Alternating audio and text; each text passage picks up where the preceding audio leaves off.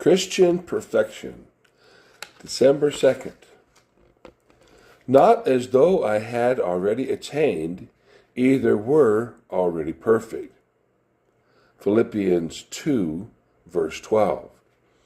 It is a snare to imagine that God wants to make us perfect specimens of what he can do. God's purpose is to make us one with himself. The emphasis of holiness movements is apt to be that God is producing specimens of holiness to put in his museum. If you go off on this idea of personal holiness, the dead set of your life will not be for God, but for what you call the manifestation of God in your life. It can never be God's will that I should be sick. If it was God's will to bruise his own son, why should he not bruise you?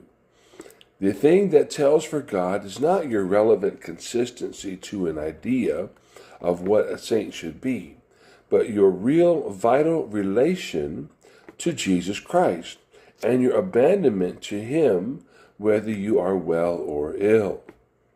Christian perfection is not, and never can be, human perfection. Christian perfection is the perfection of a relationship to God which shows itself amid the irrelevancies of human life. When you obey the call of Jesus Christ, the first thing that strikes you is the irrelevancy of the things you have to do.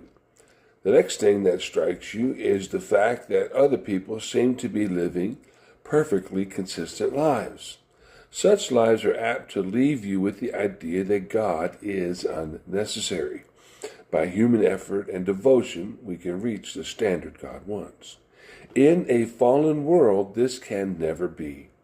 I am called to live in perfect relation to God, so that my life produces a longing after God in other lives, not admiration for